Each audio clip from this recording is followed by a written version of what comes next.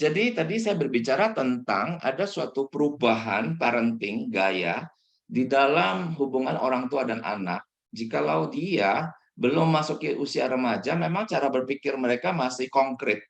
Oke. Nah, konkret itu ya harus jelas, oke. Tegas. Ya A, ya A, ya B, ya B. Ini kenapa begitu ini? Kadang bertanya hanya untuk curiosity, tapi mungkin kita ya pokoknya papa bilang begini ya sudah. Itu kalau before teenagers ya. Nah, tetapi kalau memasuki teenagers artinya 12 tahun ke atas, mereka sudah memiliki kemampuan berpikir abstrak. Nah, kemampuan berpikir abstrak ini itu mengandung beberapa hal. Yang pertama tentang moral value. Nah, moral value itu artinya mereka bisa membayangkan yang benar dan yang salah, begitu. Dan kemudian bisa mulai merunut ya, kenapa itu benar, kenapa itu salah, oke. Nah, juga bisa berpikir abstrak itu mereka memikirkan tentang masa depan. Jadi masa depan itu seperti apa? Nah, mereka juga mulai bergumul tentang identitas mereka. Oke. Nah, di titik ini maka yang penting adalah komunikasi terbuka artinya mengandung dialog. Dialog artinya saat anak-anak itu tidak setuju, oke, kita boleh bertanya, "Kenapa kamu tidak setuju?" Dan saat papa tidak setuju, ya, papa juga tidak setuju kamu berpikir seperti itu. Kenapa, Pak? Nah, maka prinsip komunikasi terbuka adalah papa juga menjelaskan kenapa papa tidak setuju. Nah, lalu apa sih yang mau dicapai daripada komunikasi ini? Yang mau dicapai adalah kebenaran objektif. Kebenaran objektif itu versus daripada kebenaran subjektif. Kalau subjektif itu suatu kebenaran yang bisa jadi itu suatu kebenaran dari diri kita pribadi. Kita anggap itu benar. Menurut apa? Menurut pemandangan kita sendiri. Nah, tetapi kalau kebenaran objektif itu selama-lamanya benar. Kenapa? Karena kita belajar bahwa prinsip-prinsip kebenaran objektif itu datang dari Tuhan, ya. Datang dari Tuhan yang menyatakan kebenarannya melalui firman Tuhan. Nah, sehingga di dalam situasi-situasi anak-anak udah memasuki masa remaja, pemuda, maka kita harus ada suatu concern ingin dengar apa sih maunya mereka, ya kan? Mereka kenapa berpikir seperti itu? Dan izinkan mereka kemudian bisa berbicara, menuntaskan akan pikiran mereka sampai selesai. Nah, di sini ada firman Tuhan ya yang saya paparkan. Jikalau seseorang memberi jawab sebelum mendengar, itulah kebodohan dan kecelaannya. Dari Amsal 18 ayat 13. Maka sampai hari ini saya di dalam family altar 1 minggu sekali bersama anak-anak. Ya, ada kami itu pernah udah 2 kali sih sebenarnya kami berikan kesempatan kepada anak-anak untuk menyampaikan apa sih yang kalian tidak suka dari papa, dari mama. Nah, mereka berbicara dari hati mereka. Mereka melihat tentang tingkah laku kami di rumah, lalu mereka menyatakan sesuatu. Nah, ini yang paling baru ya, jadi baru minggu yang lalu itu ada family altar seperti ini dan anak saya Joylin berkata, oh, Joylin nggak suka kalau papa tegur mama di depan kami ini, katanya begitu. Ya, saya tegur kan supaya kalian juga tahu dan jangan mengulang apa yang mama buat, begitu kan? Iya, tapi Joylin nggak suka, katanya. Lah, jadi harus bagaimana? Saya tanya. Ya kalau papa ada nggak suka sama mama, papa ngomong aja berdua sama mama. Kami nggak usah tahu, katanya begitu. Sambil anak itu bicara, ya saya dengar, apa iya begitu ya? Apa seperti itu? Yang mana yang benar? Confusing ini, ya. Tapi saya menghargai, saya belajar untuk tadi komunikasi terbuka ya, prinsip komunikasi terbuka artinya mencoba mencari kebenaran yang objektif. Akhirnya saya berkata, oke, Lin, kalau gitu, kalau nanti ada yang papa tidak suka dari mama, papa akan ngomong secara personal, nggak di depan kalian. Oke, papa janji. Dah, seperti itu. Nah, aneh setelah itu ya, sikap dia kepada saya lebih friendly. Sebelumnya suka cemberutin saya gitu. payah ini saya jadi orang tua ya, Bapak Ibu ya. Jadi ayah.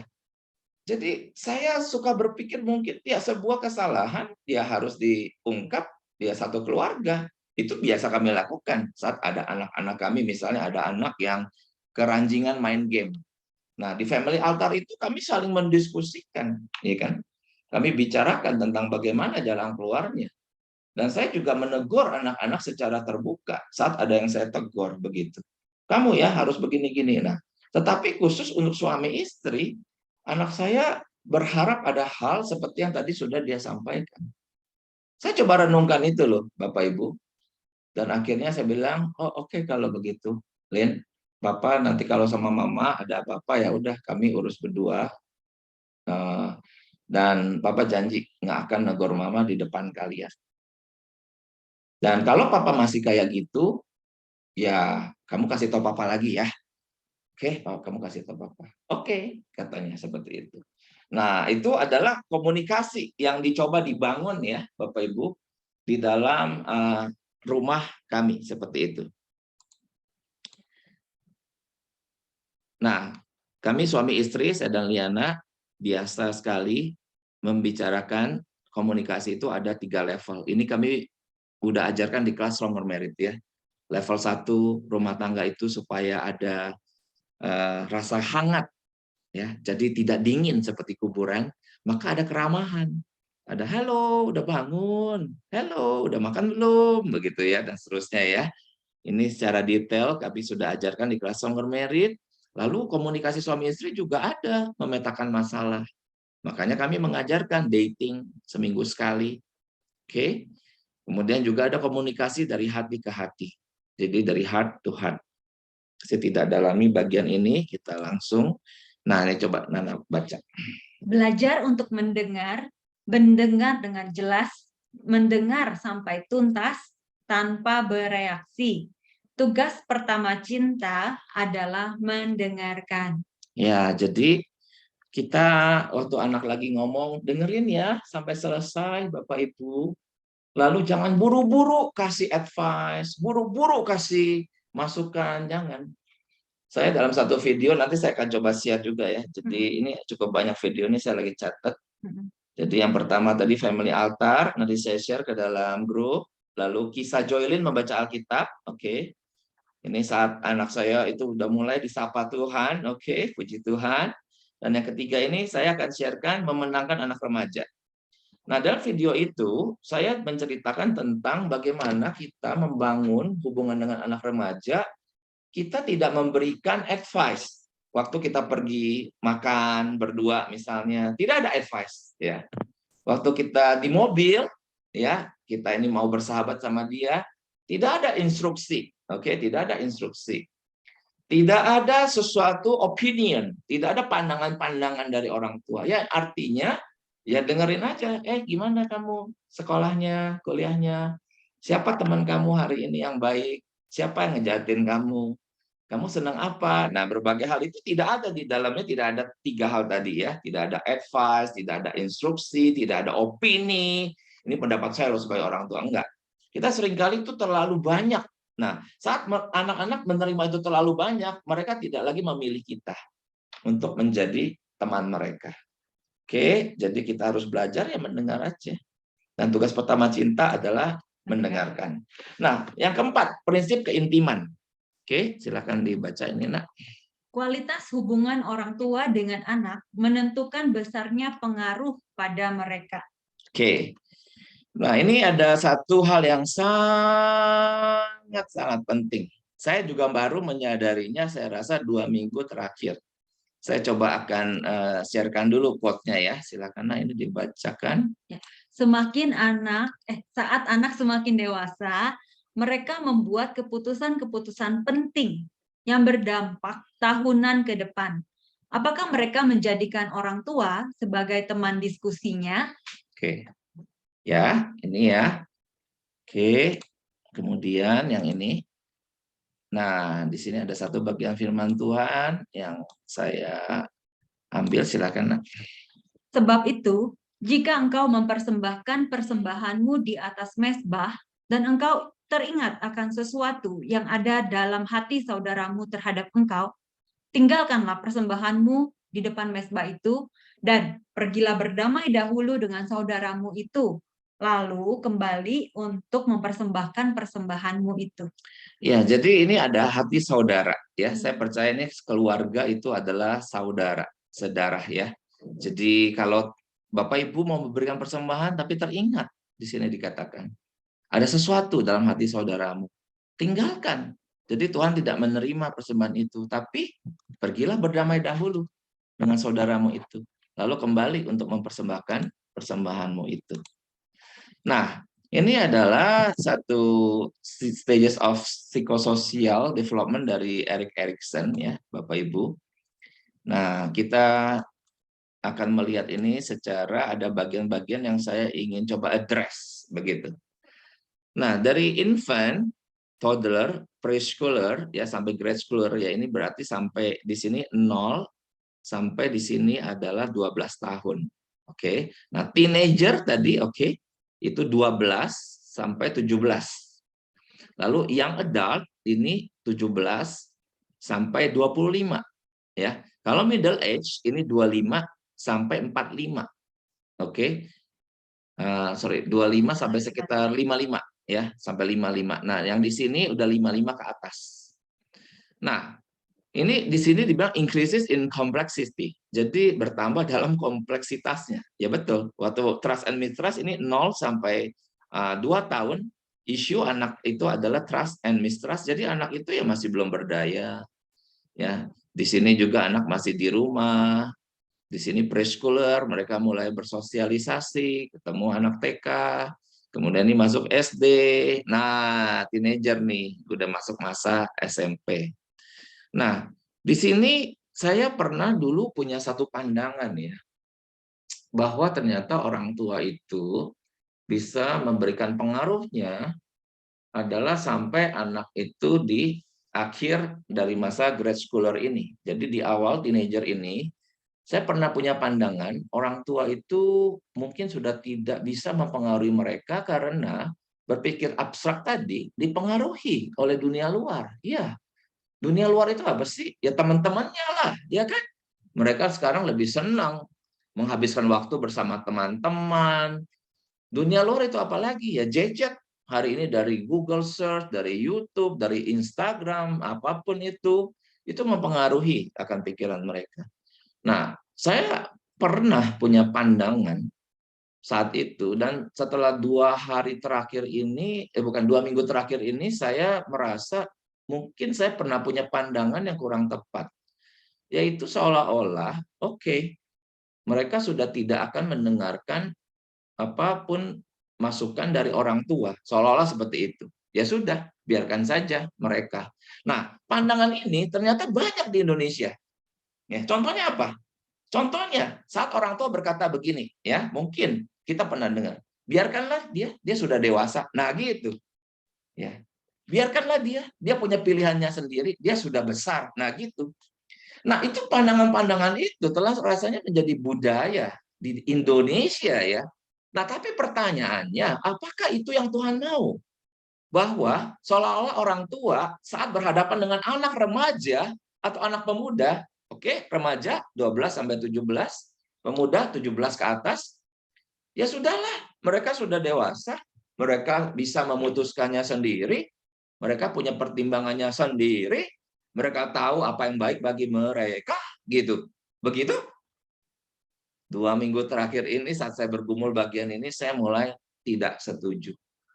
Maka kita sebagai wakil daripada Tuhan tetap harus menetapkan hal-hal yang baik menurut Tuhan, yang tetap dipercayakan kepada orang tua untuk kita distribusikan, kita salurkan kepada anak-anak.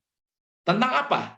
Misalnya, di masa remaja ini adalah identity vs role confusion, yaitu di sini berbicara tentang masa depan identitas mereka. Siapa mereka? Mereka itu apakah mereka seorang dokter, apakah dia seorang pengusaha, apakah dia seorang politikus, apakah dia seorang hamba Tuhan seperti saya, apakah dia seorang ibu rumah tangga seperti Liana, Liana ini lulus S1 ya, tapi kemudian mendedikasikan hidupnya dalam sebuah identitasnya adalah ibu rumah tangga yang dia bangga menjadi orang tua daripada anak-anak sampai hari ini juga tetap bangga dan bahagia. Kira-kira benar nggak gitu? Ya. Iya. Ya, jadi ibu rumah tangga itu juga identitas. Nah, identitas itu tergantung dengan pekerjaan. Nah, apakah kita punya pengaruh yang cukup kuat di dalam membawa mereka mengerti identitas mereka di hadapan Tuhan? Tuhan mau menjadikan mereka ini siapa? Nah, hari-hari ini kami ini punya 3 anak beda-beda semua. Saya tahu kami berdua punya pengaruh yang kuat untuk mengkristalisasikan anak itu sampai anak itu mengerti, oh, saya adalah seorang psikolog. Oh, saya adalah seorang yang ada menjadi seorang entrepreneur misalnya. Oh, saya adalah seorang yang mau nanti di masa depan berkecimpung di IT misalnya. Nah, orang tua ini punya pengaruh yang sangat besar di dalam mencoba untuk menjadi mitranya Tuhan. Sampai anak-anak itu menemukan apa yang harus mereka kerjakan sesuai dengan identitas tersebut. Nah, kalau kita ternyata tidak punya prinsip keintiman ini, anak-anak itu jadi bingung, ya, lulus SMA, mau ambil jurusan apa? Wopu cetau, wopu mingpai, gitu ya. Nggak tahu. Apa ya? Apa sih? Nggak tahu. Akhirnya ikut-ikutan teman. Sehingga seumur hidup ada role confusion. Orang kalau identitas tidak jelas, sorry ya, masuk pernikahan juga kurang berhasil. Karena pernikahan itu juga dibangun atas financial, atas keuangan. Dan keuangan itu hadir melalui pekerjaan. Dan pekerjaan sekali lagi adalah identitas. Nah, ini yang satu. Yang kedua adalah usia 17 ke atas mereka bergumul tentang keintiman dan terisolasian. Artinya mereka sudah mulai naksir-naksir gitu kan. Naksir yang cakep, naksir yang ganteng. Nah, terus mau bilang gitu, ya terserah kamu lah cari pasangan hidup. Ternyata nggak bisa, Bapak Ibu. Hari ini kami ada family altar. Baru kemarin saya ngomong ya sama anak-anak juga. Saya bilang, kita nih ngumpul nih ya berlima kayak gini. Suatu ketika ya Josten sebelahnya ada cewek.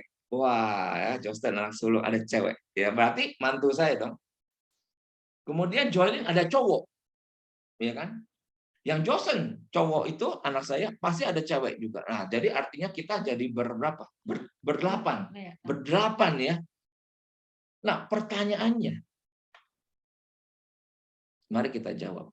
Anda suka duduk bersama mantu itu? Atau mantu itu telah membawa anak kita jauh daripada Tuhan. Membawa jauh daripada kita. Kenapa? Karena kita biarkan mereka pilih sendiri. Terserah kamu nak mau pilih kayak gimana. Aku sih tidak masalah. Hidup kan hidup kamu. Begitu? Tidak. Rasanya tidak. Saya lihat di sini kita tetap dipakai Tuhan. Dan Tuhan inginkan kita itu untuk boleh menaruh pengaruh. Bukan memaksakan. Tapi mari kita ada satu prinsip yaitu keintiman. Supaya kita bisa di dalam keintiman yang dekat itu, kita bisa memberikan pengaruh atas mereka. Kita coba balik lagi ya kepada ini ya. Nah ini prinsip keintiman ini. Kita baca lagi.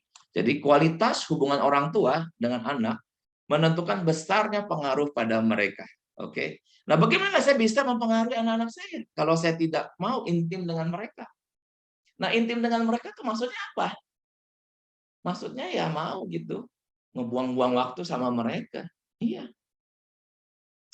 Sebelum masa pandemik, saya ada biasa mengajak anak saya masing-masing untuk pergi. Ya, dengan yang sulung, pergi cari makan. Kalau cari makan yang dia mau aja. Kamu mau makan apa? Papa ikut aja. Gitu.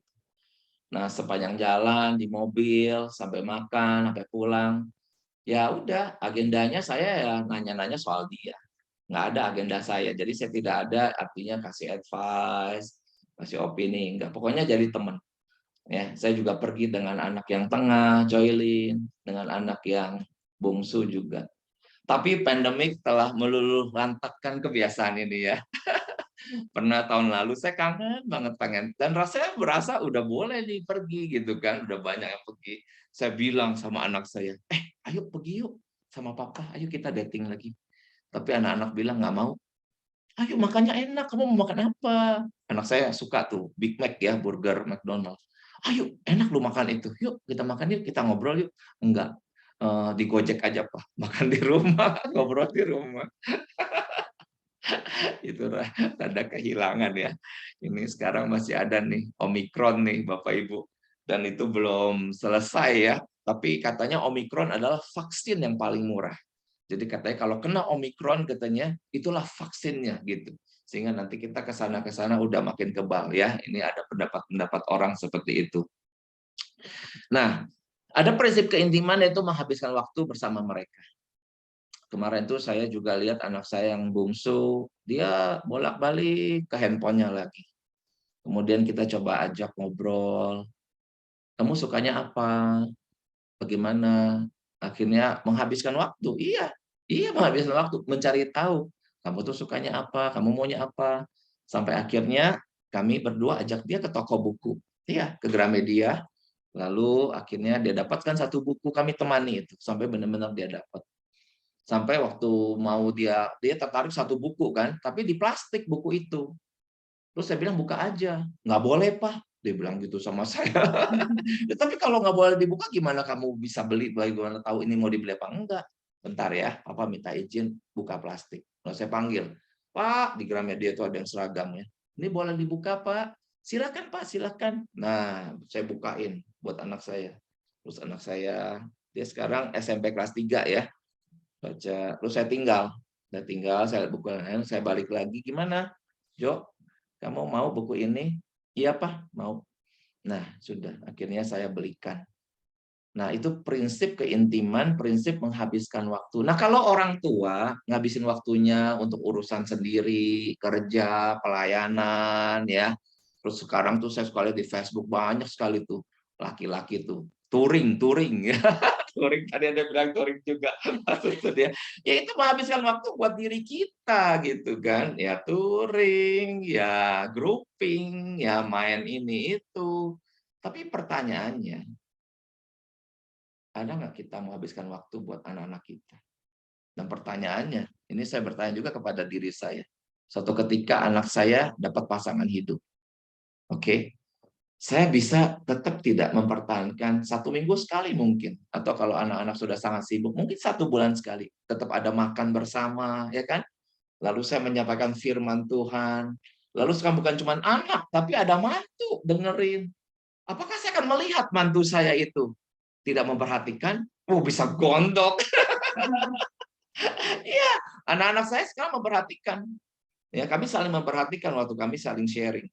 Ya, waktu Liana bicara, ada kadang-kadang anak saya suka nakal gini-gini, saya bilang, ayo perhatikan, mama lagi ngomong. Tapi habis itu perhatikan. Nah, nanti akan menikah. Saya nggak bisa kebayang kalau sampai kemudian saya kekurangan pengaruh atas mereka, sampai kemudian mereka cari pasangan hidup yang saya tidak sukai. Wah, itu terjadi pada Ishak. Waktu mereka sakit hati atas pilihan anak-anak Esau. Ya, pilihan dari Esau itu, pilihan istri daripada Esau. Jadi Esau memilih istri dan dikatakan di kitab Perjanjian Lama itu saya masih ingat mereka mendukacitakan hati daripada itu Ishak sama Ribka ya. Jadi mereka tuh nggak suka dengan pilihan istri daripada Esau itu. Nah, semoga itu tidak terjadi pada kita dan prinsip keintiman ini harus dibangun terus Bapak Ibu, karena kalau kita perhatikan lagi ya, ini tadi Erik Erikson, anak-anak itu saat infant membutuhkan kita, toddler, preschooler, grade schooler. Nah, teenager ini memang sudah berubah di dalam, tadi saya sudah sampaikan, saya tidak akan ulang, dia punya cara berpikirnya, tapi kita di sini ke atas ini menjadi apa? Menjadi satu kata Bapak Ibu bisa catat, menjadi sahabat. Ya, menjadi sahabat. Saya pikir saya tetap ingin menjadi sahabat dari anak-anak saya, sehingga kalau anak-anak saya sedang bergumul tentang pekerjaannya, dia mau cari saya just untuk kongko-kongko. Discuss, Papa, menurut Papa gimana ini hal ini? Oh, menurut Papa sih rasanya gini-gini. Menurut kamu gimana? Nah, kemudian kita bisa bertukar pikiran sampai terjadi hal yang objektif itu bisa ditemukan. Oke? Nah, yang terakhir ini prinsip men-sharingkan visi kehidupan, Bapak Ibu. Nah, tadi saya ada sampaikan tentang identitas ya. Identitas itu berlaku seumur hidup sebenarnya. Bahwa Tuhan memang menciptakan Taman Eden, ya di situ ada Adam dan Hawa, dan mereka bekerja untuk merawat dan mengembangkan akan taman itu. Jadi bekerja itu adalah sesuatu hal yang integral dalam kehidupan manusia di kolong langit di muka bumi ini. Nah, kalau orang tidak menemukan identitas pekerjaannya, maka dia menjadi kriminal. Ya, sorry to say. Dia menjadi orang tidak jelas di dalam identitas pekerjaannya, maka dia menjadi orang yang akan merugikan sekitarnya.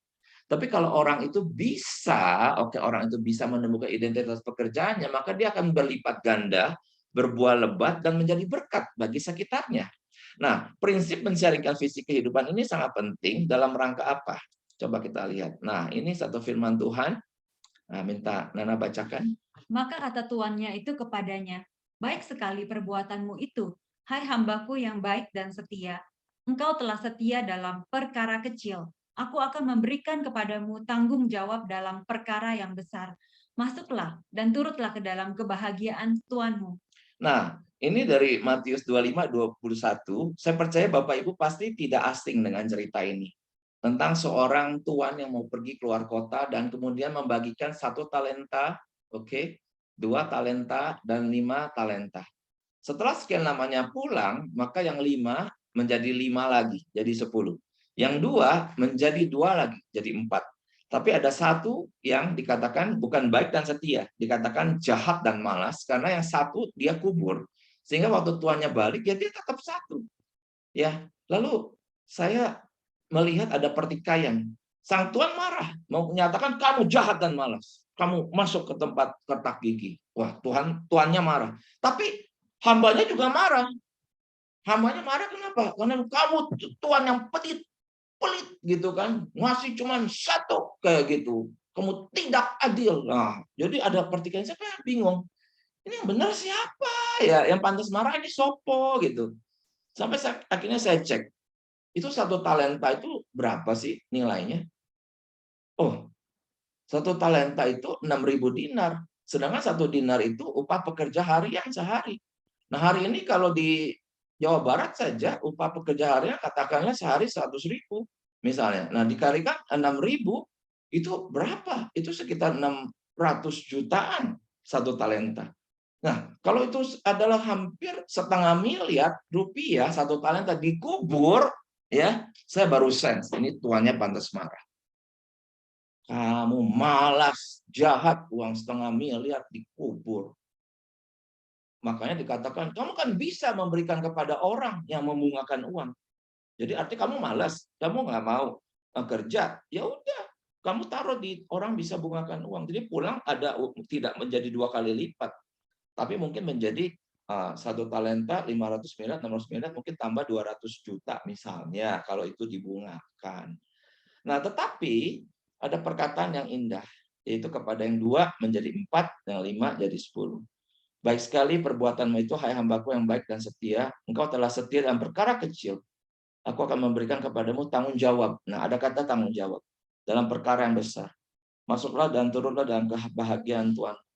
Maka kita merindukan anak-anak kita, Tuhan itu berkata hal ini kepada mereka. Ya, hari ini anaknya Bapak Ibu umur berapa? Mungkin kalau masih 4 tahun, 2 tahun, rasanya kecil ya. Tahunnya cuma main doang ya. Tapi di dalam kepercayaan Tuhan berikan kepada kita, suatu ketika kelak saat mereka dewasa, mereka akan dipercayakan sesuatu oleh Tuhan. Dan itu ada tanggung jawab kita untuk memproses mereka, menemukan identitas mereka. Sehingga waktu mereka menemukan identitasnya, Tuhan percayakan sesuatu pada mereka, maka tidak disia-siakan, tidak dikubur, tapi mereka lipat gandakan. Dan saat mereka nanti berjumpa dengan Tuhan, Tuhan berkata ini kepada anak-anak kita. Engkau adalah hamba yang baik dan setia. Masuklah dan turutlah dalam kebahagiaan Tuhanmu itu. Wah, inilah visi ya. Visi yang kita harus coba terus hidupkan dalam diri anak-anak kita, bahwa mereka harus bertanggung jawab di dalam seluruh dimensi kehidupan mereka, dalam keuangan, dalam relasi pertemanan, dalam studi, dalam pekerjaan, dalam apapun. Dan saya lihat panggilan ini tidak mudah, sehingga orang tua tiap hari harus ya berlutut di hadapan Tuhan bagi anak-anak. Oke, nah ini kita masuk ke tanya jawab ya, Bapak Ibu, silakan kalau ada yang mau memberikan feedback ataupun memberikan masukan ataupun sharing. Dan ini adalah nomor WA saya, ada juga dalam grup itu. Jikalau Bapak Ibu rasa nanti waktu ini kurang, nah bisa kemudian kita berkomunikasi via private WhatsApp, supaya mungkin ada juga saya sudah pernah bahas, sehingga saya tinggal sharekan videonya kayak gitu. Nih, saya pernah bahas, silahkan ditonton ya. Nah, begitu Bapak Ibu tonton, jadi ngerti. Oke, seperti itu. Nah, ini ada yang raise hand, Pak Loatono lagi ya ini ya. Silakan. Pak Lua, tadi pertanyaannya kan udah dijawab, ada yang mungkin mau ditambahkan? Iya. Atau itu tadi, oh ya. Ini pertanyaan yang sesi yang selanjutnya. Oh ya, silakan. Iya. Tadi kan ada dibahas tentang teorinya Sony Erickson, ya. Pak ya? Iya, Erik Erikson, ya. Ya, jadi itu kan berbicara tentang bagaimana pengaruh orang tua yang positif ya, yang dapat menciptakan anak dapat mengetahui apa yang menjadi karirnya, siapa calon pasangannya, sehingga anak tidak mengalami yang namanya tadi terlalu confused, Pak ya, menurut saya. Nah,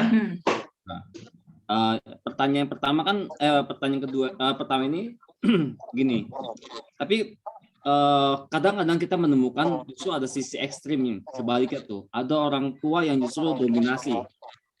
Jadi pengaruhnya itu sampai dia menentukan sekolahnya, dia menentukan karirnya, dia menentukan pasangannya seperti apa, gitu, Mas. Nah, bagaimana menghindari sebetulnya kecenderungan dominasi orang tua yang seperti ini, sehingga anak tidak menjadi kehilangan apa yang menjadi harapan dan tujuan hidupnya sendiri. Oke. Nah, saya akan yang kedua. Oke, langsung Pak. Yang kedua adalah bagaimana cara menolong anak menemukan panggilan dalam hidupnya sejak usia 4 tahun ini. Oke. Iya, thank you. Oke, ini saya jawab dulu. Setelah itu Pak Joko ya akan menaikkan pertanyaan. Setelah itu Martanti ya. Oke. Jadi kalau bagaimana dalam proses kami, maka kita mengerti hari ini sudah banyak sekali alat-alat tes dari dunia psikologi ya. Nah, saya percaya psikologi adalah satu subjek yang cukup penting karena dalam studinya itu mencoba menemukan akan siapakah manusia itu gitu. Nah, kami kemarin dulu lagi seru banget. Kita tes apa sih kemarin tuh? Yang JJ itu apa sih nama tesnya? MBTI. MBTI. Jadi ada MBTI tes online, secara online. Nah langsung diisi gitu cepet ya. Nah langsung keluar dia punya profil daripada saya ikut tes juga. Nah kita waktu lagi kemudian anak saya kebetulan sekolah psikologi ya, dia di Maranatha udah semester 5. Nah begitu keluar hasilnya saya, kemudian si anak saya yang sulung itu Josen bacain. Wah ini papa banget nih katanya gitu. Karena melihat dari profil tuh cocok dia lihat, ini papa banget nih. Nah habis itu lihat anak isi, wah ini mama banget nih gitu kan. Karena mereka melihat kami sesuai dengan alat tes tersebut. Nah anak-anak juga tes. Nah Josen tes, Joylin, Josen. Nah dari tes itu juga mengidentifikasikan tentang possibility daripada pekerjaan mereka. Nah gitu. Nah ini contoh misalnya anak saya yang cewek ya, Joylin ini, dari alat tes dari 1, dari 2, dari 3 ada kesimpulan-kesimpulan tertentu. Yang saya melihat misalnya Joylin itu punya capacity dalam berkomunikasi cukup baik. Makanya kemarin dia menang pidato ya bahasa Inggris se-Jawa Barat. Kemudian dia juga juara 3 kalau nasional. Nah, bisa berkomunikasi dan cocok kalau berkomunikasi bagus tuh jadi hamba Tuhan gitu, ya kan? Pikiran saya dong, ya kan? Nah, yang kedua dia juga kuat di dalam relasional. dia punya empatinya tinggi. Maka saya bilang sama dia, Lin, kamu nih cocok jadi hamba Tuhan. Karena hamba Tuhan perlu bisa komunikasi, menyampaikan firman, tidak pelintat-pelintut, tapi straightforward, jelas, dan hamba Tuhan harus ramah, nggak boleh sombong. Kamu punya modalnya. Nah, tapi kemudian apakah saya memaksakan? Tidak. Saya buka semua peluang. Ya, makanya saya sekarang lagi dalam program menemani dia ke kampus-kampus. Saya tidak mau untuk secara memaksakan, walaupun profilnya ada, dan dia sadar, karena saya ngomong gitu ke dia. Tapi dia juga bilang, Papa, saya mau coba yang ini, dia bilang. Saya mau coba yang itu. It's okay, Lin, nggak apa-apa. Kemanapun nanti kamu mau lihat-lihat, Papa temani ya. Nah, saat pergi ke kampus itu, dia bisa bercakap-cakap sama Tuhan. Tuhan, apakah dalam 4 tahun ke depan ini nanti Tuhan mau taruh saya di sini? Nah, seperti itu. Itu kira-kira peranan kita sih sebegitunya, supaya kita tidak mendominasi. Ya, artinya mengizinkan anak juga bergumul dengan Tuhan. Nah, kalau dari 4 tahun, saya lihat artinya memang dia harus diperkenalkan dengan dunia sih. Ya, diperkenalkan dengan dunia melalui buku-buku, melalui mungkin kalau ada siaran TV, National Geographic. Saya sudah lama nggak langganan TV ya, tapi ada masa-masa loh, anak-anak kami itu suka sekali nonton kayak National Geographic. Di situ dia bisa melihat dunia, melihat ini, melihat itu, sehingga pikirannya itu tidak hanya terbatasi pekerjaan itu hanya pekerjaan papanya saja, ya, atau pekerjaan pamannya saja. Tapi dia harus tahu dunia ini banyak sekali yang harus direbut oleh anak-anak Tuhan untuk dikuasai, didominasi, untuk bukan mengambil keuntungan, tapi justru untuk memberikan berkat bagi banyak orang. Kira-kira itu dulu Pak Loa ya, yang saya bisa sharingkan. Dengan cepat ke Pak Joko. Silakan Pak Joko. Baik, Ya, tadi kita kan sudah belajar ya 5 prinsip ya. Nomor 1 kesepakatan, nomor 2 tadi apa itu? Tentang keteladanan. Iya. Ya, keteladanan, keintiman, komunikasi terus terbuka, kemudian open communication dan menyaringkan kehidupan ini. Iya. Nah, saya melihat dari pengalaman saya ya, anak saya sebetulnya sudah besar-besar ya, sudah menikah 1 dan sudah besar-besar. Saya melihat kalau saya melihat masa lampau saya, yang menjadi masalah itu adalah bahwa kita ini mempunyai luka-luka batin dari masa lalu kita. Ya. Dari genogram kita, dari orang tua itu kita punya luka batin dan kita punya hal-hal yang apa ya, meskipun kita baca Alkitab setiap hari, merenungkan firman Tuhan, meringkas saat itu tidak mudah. Tetap keluar ya Pak. Luka-luka batin. Dan itu kan bisa menjadikan luka-luka batin yang dalam tanda kutip kalau dalam kehidupan saya menular kepada anak-anak ini gitu ya. Ya, misalnya menuntut perfeksionis dan yang lain-lain itu. Nah, sekarang bagaimana usulan Pak Chang supaya orang tua terutama yang masih muda-muda ini ya, yang anaknya masih kecil-kecil, anak saya kebetulan sudah besar ya, sudah di atas 25 tahun, bisa menjadi parent yang tidak membuat kesalahan yang sama gitu. Ya. Nah, tentunya itu perlu konseling yang harusnya menurut saya perlu dibuka ya. Saya sendiri ya yang sudah segini, saya ikut konseling sampai 8 kali. Untuk melihat bahwa kelemahan dari saya ini sebabnya apa sih, terus saya harus bertindak bagaimana gitu. Jadi bagaimana usulannya kalau yang anaknya masih kecil dan anak yang sudah tua, bagaimana kita ini bisa melihat bukan cuma tadi prinsip-prinsip tadi, tapi juga bagaimana dengan diri orang tua itu, usulannya Pak Chang seperti apa? Apakah harus mentoring personal seperti itu atau seperti apa gitu? Karena kadang-kadang kita mengerti prinsipnya gitu loh. Tapi tidak mudah berubah dari manusia lama ini ketika itu sudah ada dari pola asuh orang tua kita gitu. Kita tidak menyalahkan orang tua kita tidak bisa merubah orang tua kita. Tapi bagaimana kita bisa berubah supaya kita tidak menimbulkan luka batin yang seperti yang saya timbulkan juga kepada anak-anak saya. Saya menuntut mereka menjadi perfeksionis sehingga sekarang ini puji Tuhan sudah oke gitu ya, lebih oke. Menjadi masalah gitu loh, tidak bisa menerima kegagalan mereka dan yang lain-lain itu gitu loh, sehingga saya menyadari bahwa ini harus saya yang harus berubah terlebih dahulu ya. Jadi kalau saya nggak berubah terlebih dahulu ya mungkin ada pemulih. Jadi menurut saya perubahannya harus dari saya. Dan bagaimana usulan Pak Chang kalau yang anaknya kecil dan anaknya anaknya dewasa, apakah sama atau beda?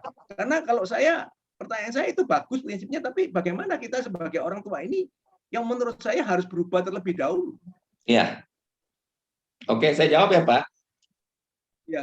Iya. Jadi teman-teman, di dalam kelas Stronger Merit, dari kurikulum yang pertama, saya langsung mengajarkan tentang self-reflection. Nah, self-reflection itu adalah suatu kemampuan kita keluar dari diri kita dan melihat ke dalam. Nah, yang di dalam kita lihat itu apa? Itu adalah keadaan kerohanian kita dan keadaan jiwa kita. Nah, kecakapan seperti ini harus dilatih, harus diajarkan. Dan ini menjadi satu hal yang sangat penting, signifikan di dalam kita melewati tahun-tahun ke depan.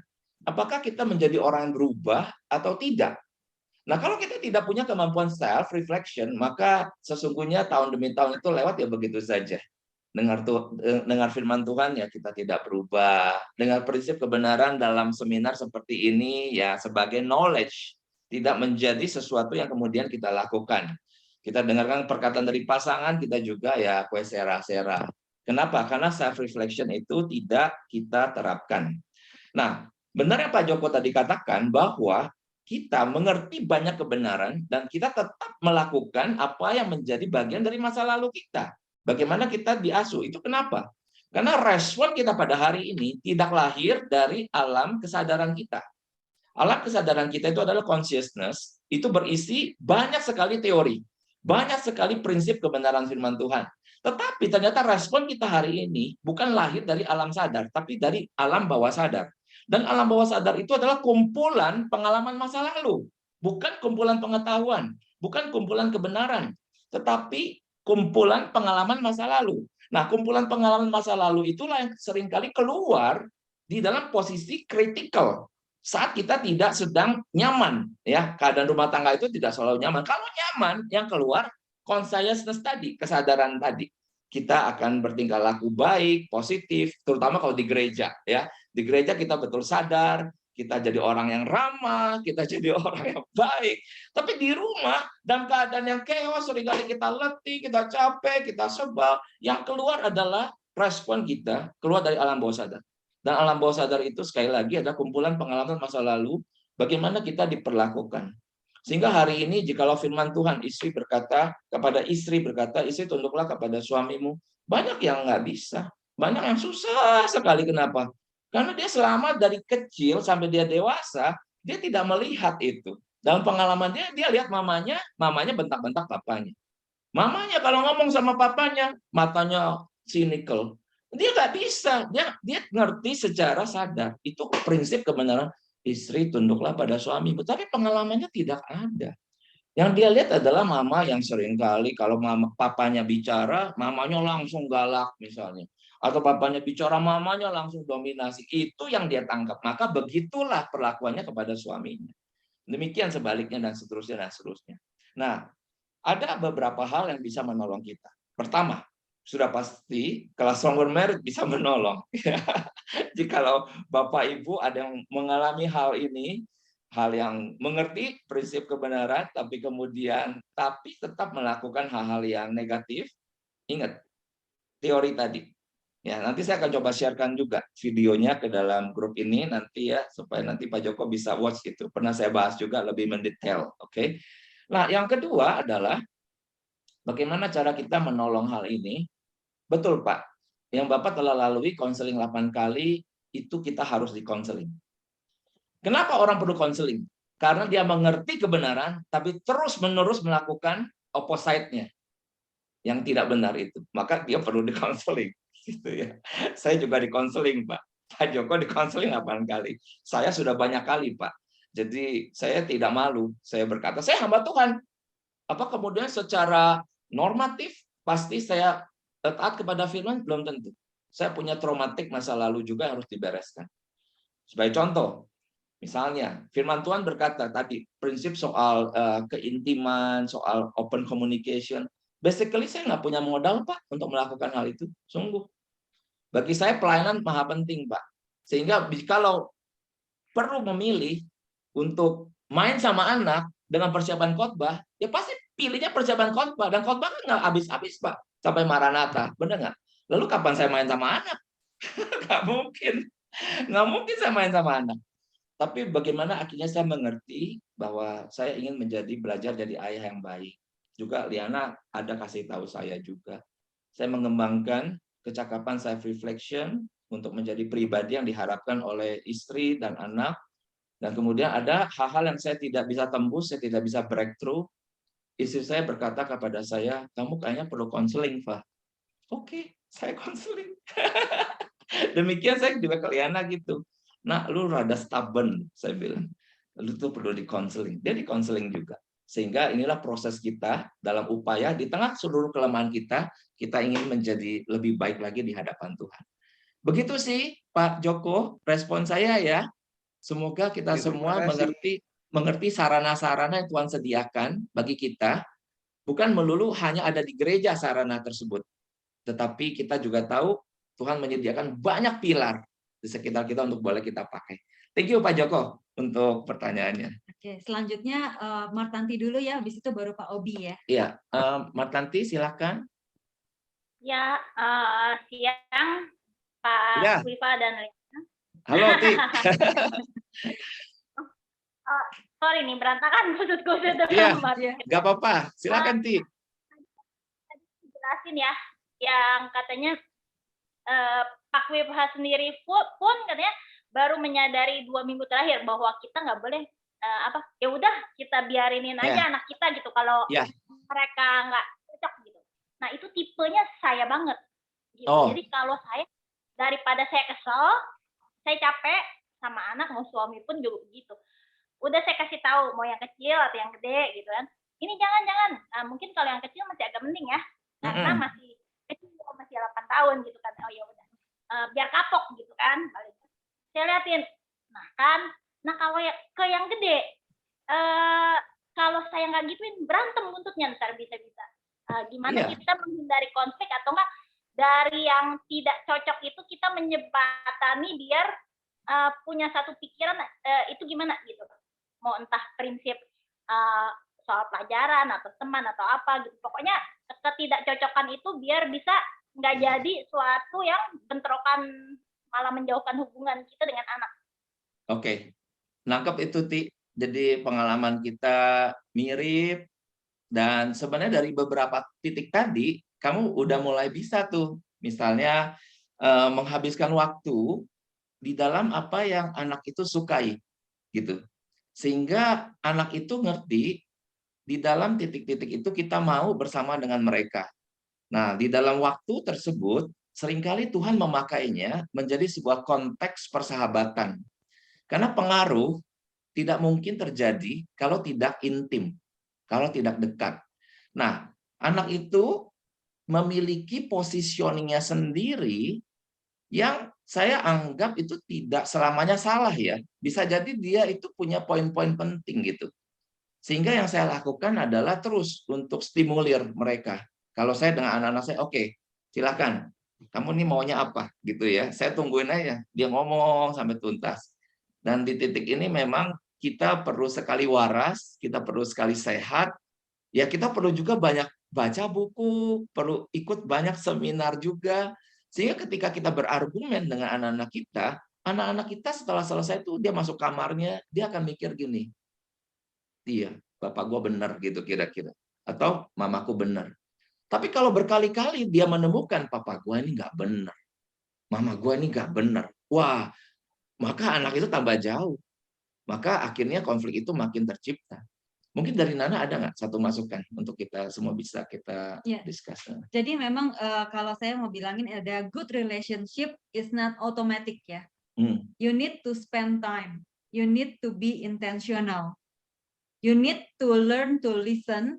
You need to learn good communication is to listen.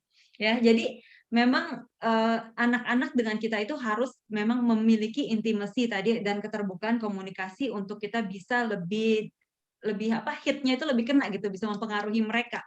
Nah, tidak membiarkan mereka, dan apa yang menjadi kata-kata kita itu benar-benar menjadi suatu pengaruh yang besar dalam hidup mereka. Karena kita punya keintiman itu. Keintiman itu dibangun dari apa sih? Dari kita banyak listen sebenarnya, bukan banyak memberikan nasihat, ya mesti begini, ya mesti begitu, ya mesti begini. Bukannya kita bawel gitu. Tapi justru good communication itu bisa dibuild dari kita mau listen gitu. Kita mempertanyakan mereka, so apa yang kamu mau, so apa yang menurut kamu bagus, so bagaimana yang menurut kamu ini, apakah kalau begini itu lebih baik daripada ini, apa nanti kelanjutannya. Nah, itu kita banyak menggali dari mereka gitu kan. Kalau saya sering bertanya dengan mereka tuh dengan mencoba menggali lebih dalam pemikiran mereka. Waktu kita menggali lebih dalam pemikiran mereka, kita baru menemukan, oh kamu tuh ada wrong-nya di sini gitu kan.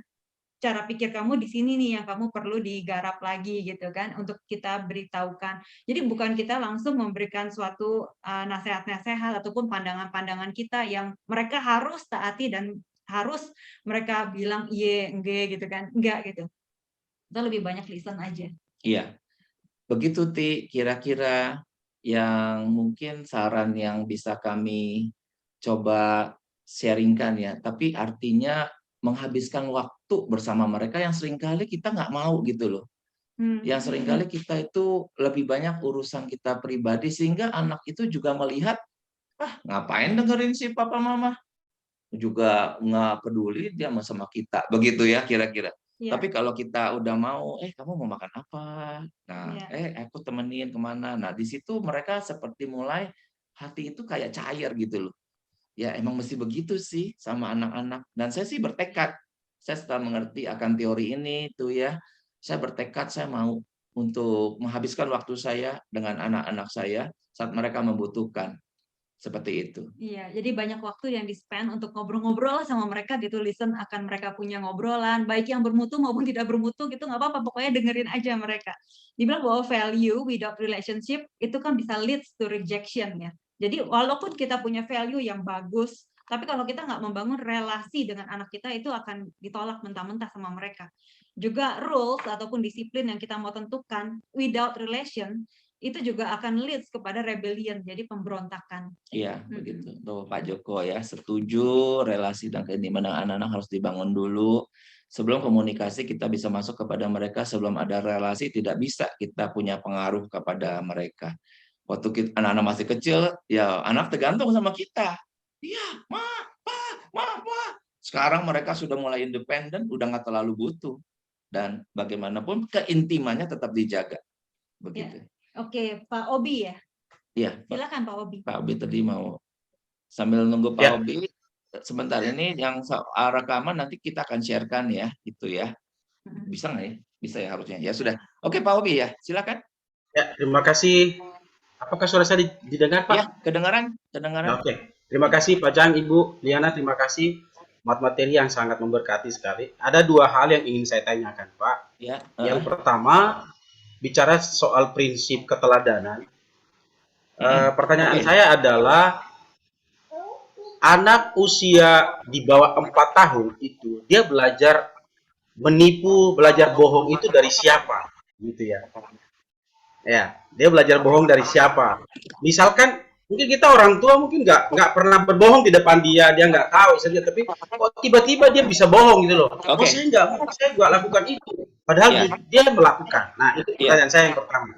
Pertanyaan saya yang kedua, sadar atau tidak sadar, kita sebagai orang tua juga, ya puji Tuhan kalau Bapak Ibu tidak senasib dengan saya, tapi saya sadar bahwa saya adalah satu produk yang gagal dari orang tua saya, kasar dan sebagainya, dan tidak disadari ketika saya memulai rumah tangga, saya memperlakukan istri dan anak-anak saya dengan cara yang sama seperti apa yang saya terima dari papa saya, tidak terkecuali anak-anak saya.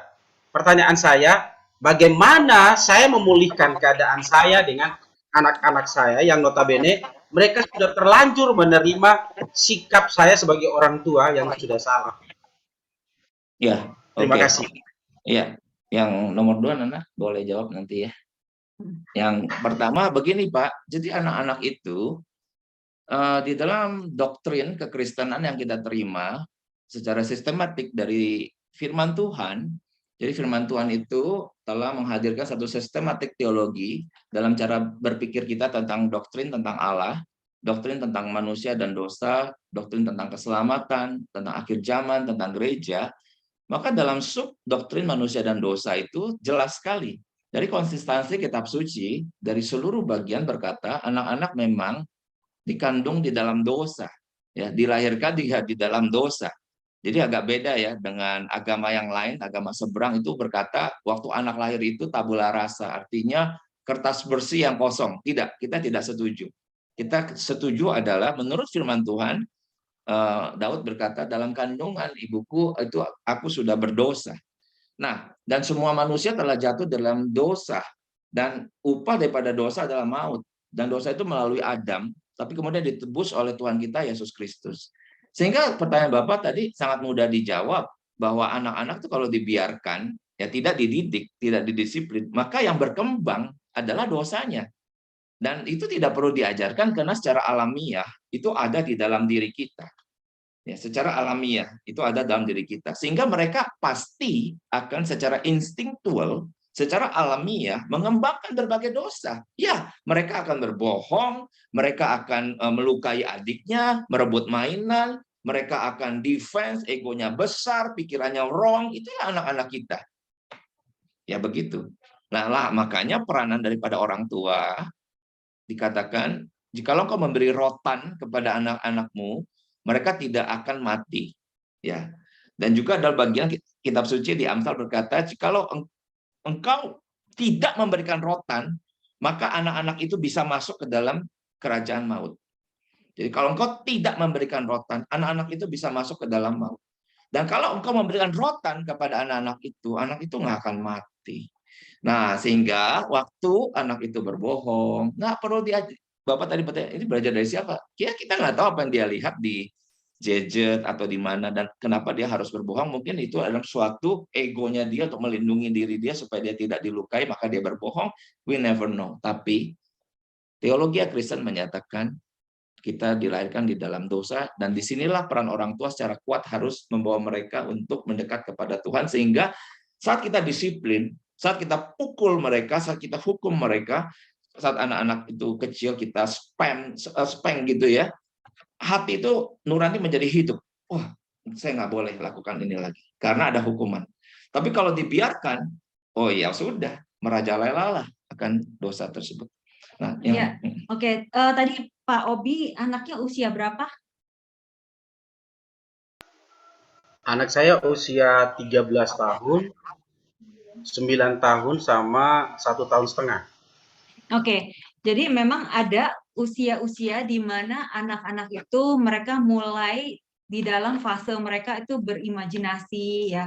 Juga mereka itu mulai terbangun cara sistem dari diri mereka untuk defense mekanisme mereka itu ya, untuk mempertahankan diri tadi mulai terbangun, sehingga mereka tuh mungkin ada ketakutan ya, ketakutan untuk mengakui sesuatu waktu di spank gitu, ataupun didisiplin, ataupun ada ya disiplin terlalu keras, ataupun ada ajaran-ajaran yang selalu dikatakan oleh papa mamanya, nggak boleh begini ya, nggak boleh begitu ya.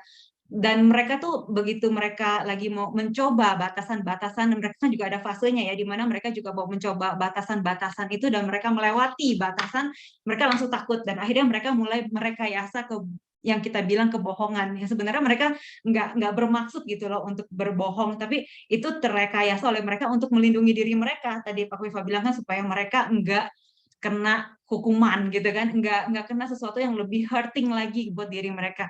Maka mereka tuh mulai berkata bohong ataupun tidak benar.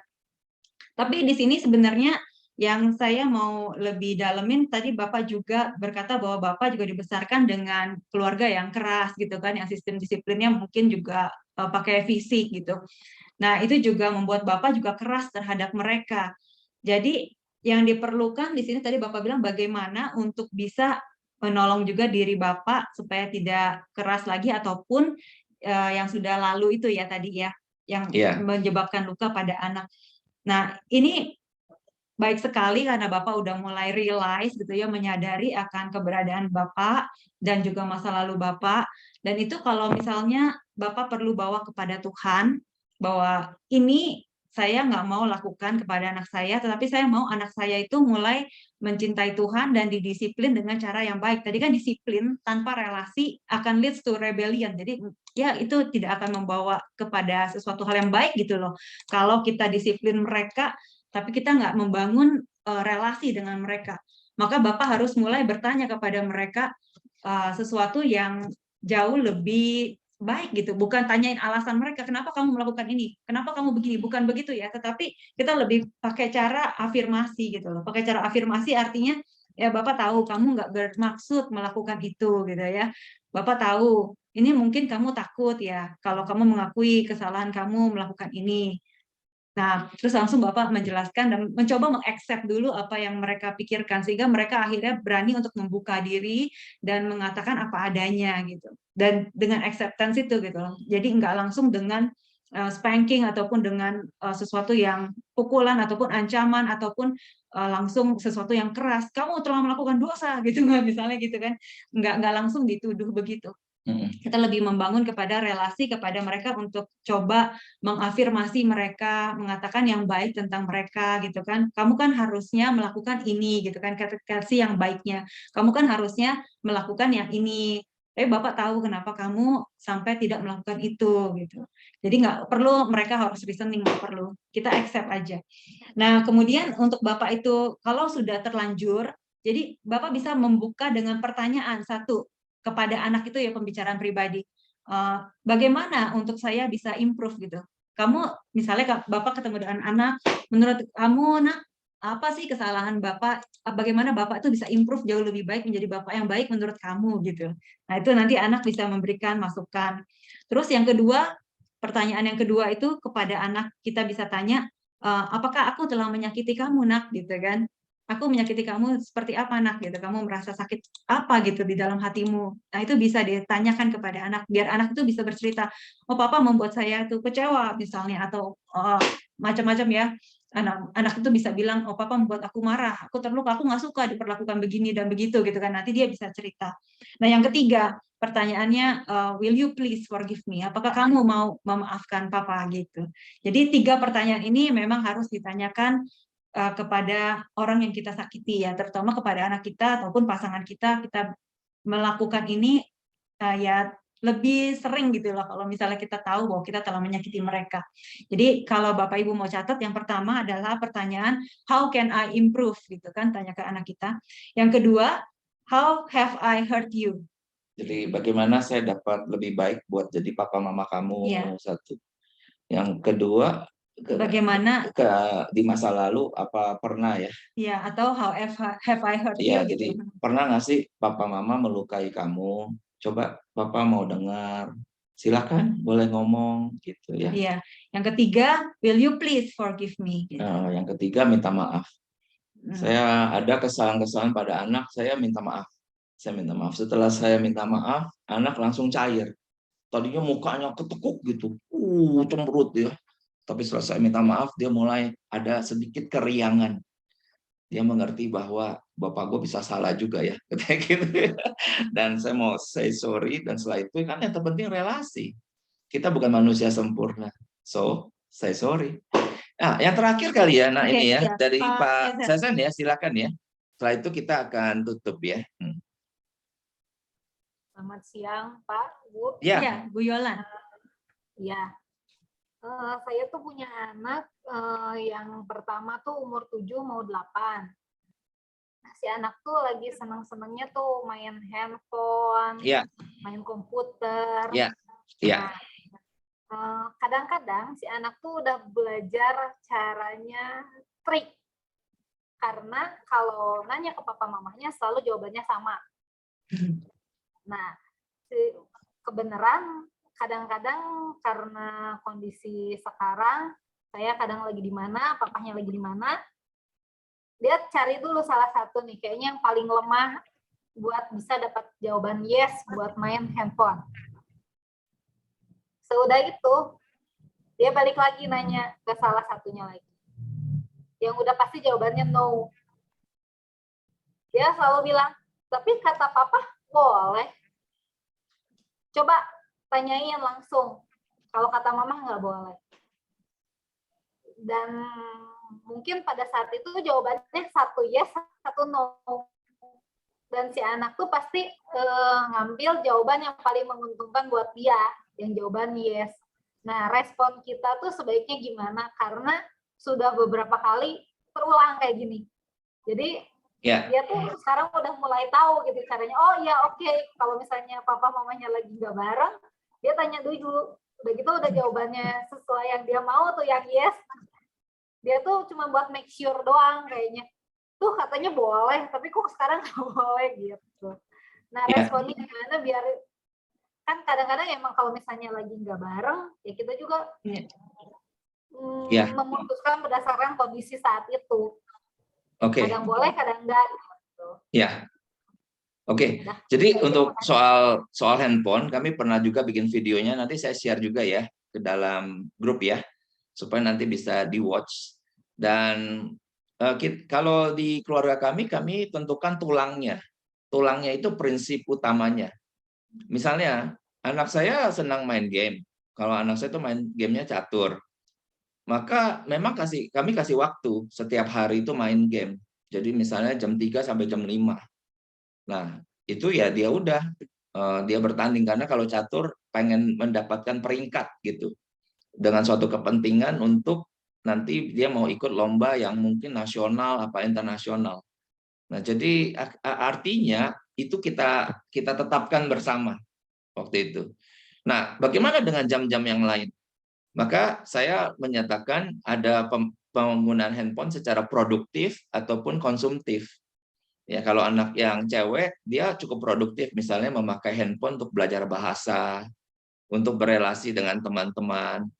Nah, ini sebentar jam 3, dia ada care group. Dia bikin care group, anak saya yang cewek ini. Itu kan pakai handphone.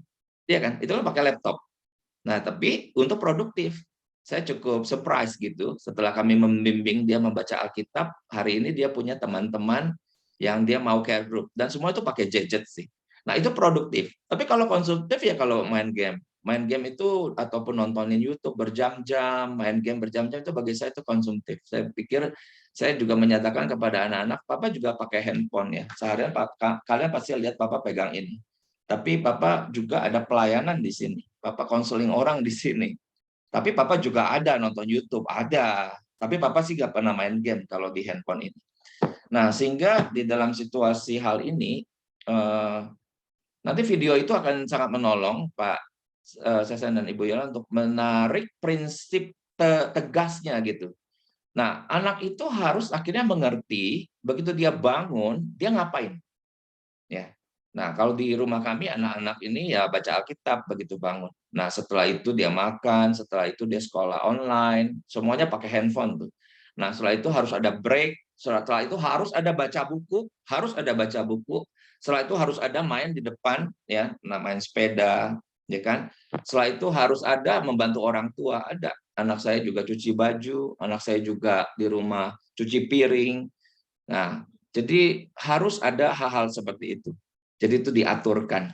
Nah, sehingga kalian harus duduk rapat berdua, memetakan masalah. Ya, memetakan masalah, ada masalah seperti ini, bagaimana kita itu mengatasinya.